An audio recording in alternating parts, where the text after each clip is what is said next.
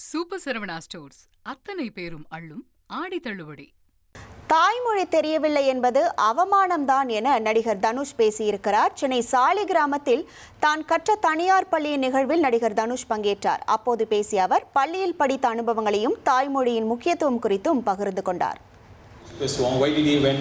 அந்த மாதிரி ஒரு இங்கிலீஷ் தான் பேசிட்டு இருந்தேன் நல்லா. ஆனால் தமிழ் நல்லா வரும். இப்போ அப்படியே மாறி போச்சு. நான் வெளில மீட் பண்ணுறேன், 10ல் 8 பேருக்கு தமிழ் எழுத படிக்கவே தெரியல. இங்கிலீஷ் பேசுகிறாங்க, இங்கிலீஷ் எழுதுகிறாங்க, படிக்கிறாங்க, ஆனால் தமிழ் எழுத தெரியல, படிக்க தெரியல. ரொம்ப வருத்தமான ஒரு விஷயம் அது. நான் ஒரு ஃப்ரெஞ்ச் ப்ரொடக்ஷனில் ஒரு படம் பண்ணேன், பெல்ஜியமில் ஷூட்டிங். அங்கே எனக்கு இங்கிலீஷ் தெரியுமா நம்ம கேட்கும்போது நான் தெரியும்னு சொல்லும்போது அவங்களுக்கு ரொம்ப சர்ப்ரைஸாக இருந்தது. இப்போ உங்களுக்கு இங்கிலீஷ் தெரியுமா அப்படின்னு. ஏன்னா பொதுவாக இங்கிலீஷ் ஒருத்தனுக்கு தெரியலன்னா தான் கிண்டல் பண்ணுவாங்க. தெரியுதுன்னு அவங்க ரொம்ப ஆச்சரியப்பட்டாங்க. ஏன் நீங்கள் ஆச்சரியப்படுறீங்கன்னு கேட்கும்போது அவங்க சொன்னாங்க, இல்லை உங்களுக்கு உங்கள் மதர் டங் தானே தெரியணும், பட் இங்கிலீஷ் ஒரு போனஸ் தானே அப்படின்னு சொன்னாங்க. அப்படி தான் அவங்களாம் பார்க்குறாங்க. உங்களுடைய தாய்மொழி தான் உங்களுக்கு முதல்ல தெரியணும்.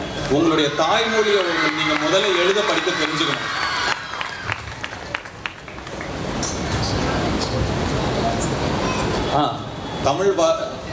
தமிழ் வரலன்னு சொல்கிறது பெருமையும் இல்லை, அது ஒரு ப்ரைடும் கிடையாது. அது ஆக்சுவலாக ஒரு தாய்மொழி தெரியலன்னா அது ஒரு அவமானம் தான். கண்டிப்பாக தாய்மொழிக்கு முக்கியத்துவம் கொடுக்கணும்.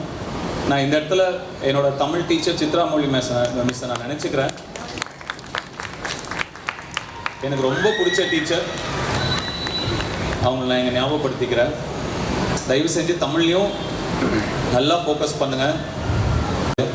தப்பாக இங்கிலீஷ் பேசுவோம். why did he went அந்த மாதிரி ஒரு இங்கிலீஷ் தான் பேசிட்டு இருந்தேன் நல்லா. சூப்பர் சரவணா ஸ்டோர்ஸ் அத்தனை பேரும் அள்ளும் ஆடி தள்ளுபடி.